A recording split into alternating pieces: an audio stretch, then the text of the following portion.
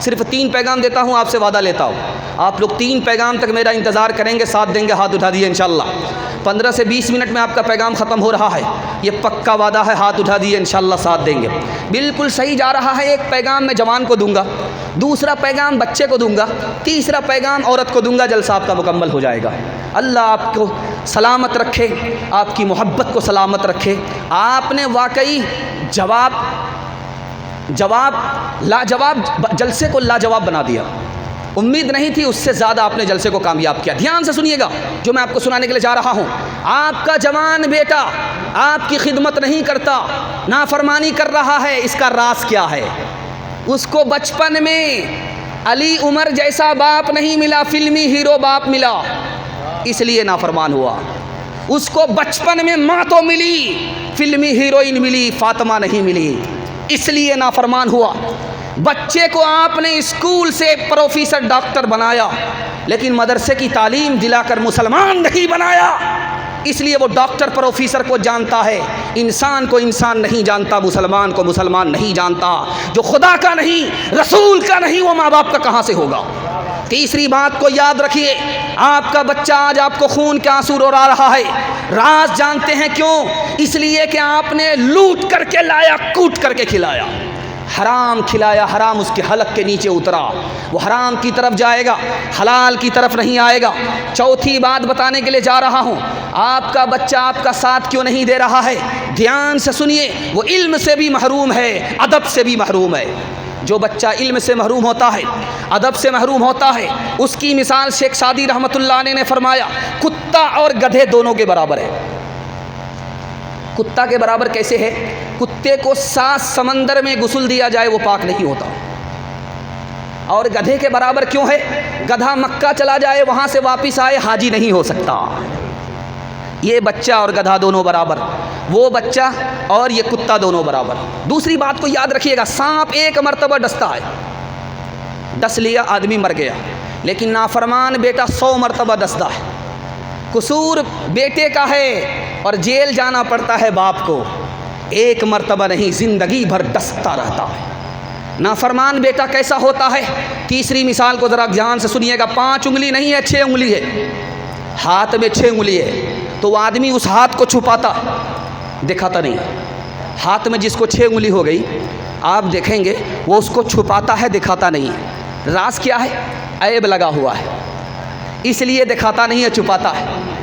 نافرمان بیٹے کی مثال اس 6 انگلی کی طرح ہے، اگر آپ اس کو کاٹیں گے تکلیف آپ کو ہوگی، اگر اس کو آپ چھوڑ دیں گے عیب آپ ہی کو لگا ہوا رہے گا۔ دوسری بات کو یاد رکھیے، اس پر پیغام کو ختم کر رہا ہوں، ذرا دھیان سے سنیے گا۔ آپ 10 انسان کو دیکھیں گے ایک دسترخوان پر کھاتے، لیکن 2 کتے کو ایک ساتھ آپ نے کھاتے ہوئے نہیں دیکھا۔ دیکھا ہے؟ نہیں دیکھا۔ 2 کتے ایک ساتھ نہیں کھاتے، کیوں؟ انسان کے پیٹ میں بھوک ہے، کتے کی آنکھ میں بھوک ہے، اس لیے دونوں ایک ساتھ نہیں کھاتے۔ اگر آپ کا بچہ صرف مال کی طرف جائے گا تو وہ کتا ہو جائے گا، انسان نہیں رہے گا۔ دھیان سے سنیے گا، جو آخری بات آپ کے سامنے رکھنے کے لیے جا رہا ہوں۔ آپ نے دیکھا ہوگا دنیا میں سب سے زیادہ ذلیل کون ہے؟ کتا ہے۔ سب سے زیادہ عزت دار کون ہے؟ انسان ہے۔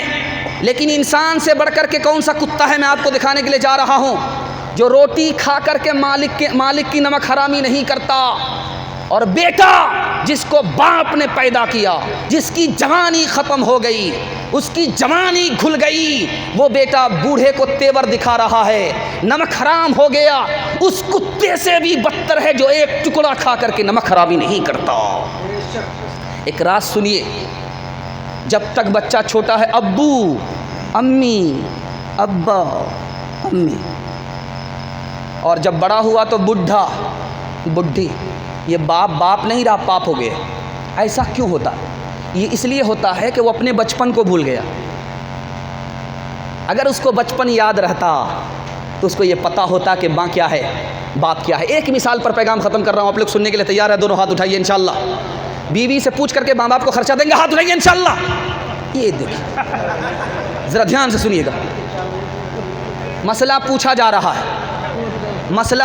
رہا ہے کہ میں اپنی ماں کو 7 مرتبہ اپنی پیٹھ پر حج کرا چکا ہوں، طواف کرا چکا، صحیح کرا چکا، ماں کا حق ادا ہوا کہ نہیں ہوا؟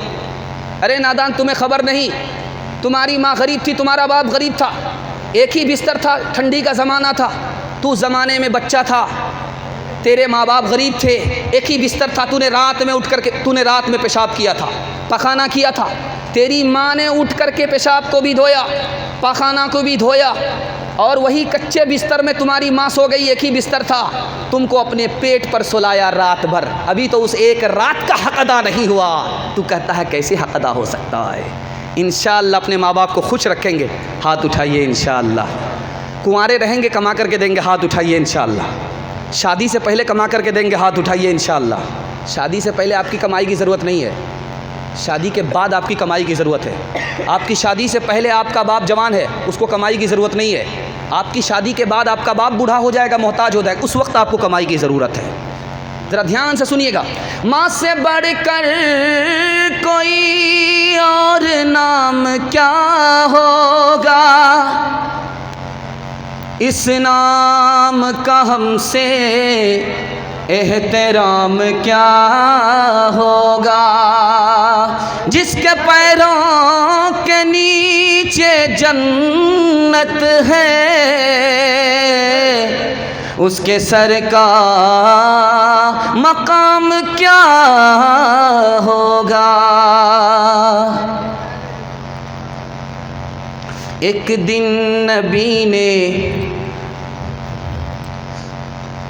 مصطفیٰ مصطفیٰ بولو، بولو صلی علی بولو، ایک دن نبی نے حلقہ اصحاب میں یہ لفظ دہرائے، 3 بار کے ناک اس کی کٹ گئی، دہرائے 3 بار کے ناک اس کی کٹ گئی۔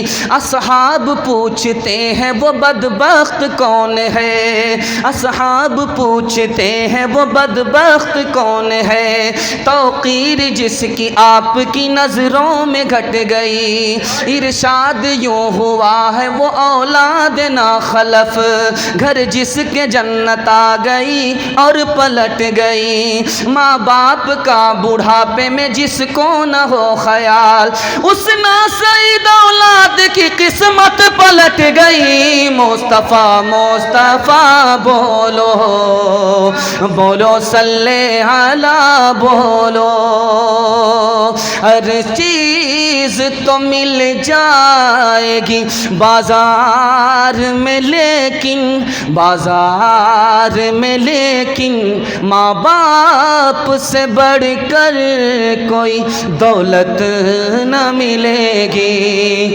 آنچل جو آنچل جو اٹھا کر کے دعا ماں تیری کر دے، ماں تیری کر دے، دنیا ہو یا عقبیٰ کہیں ذلت نہ ملے گی۔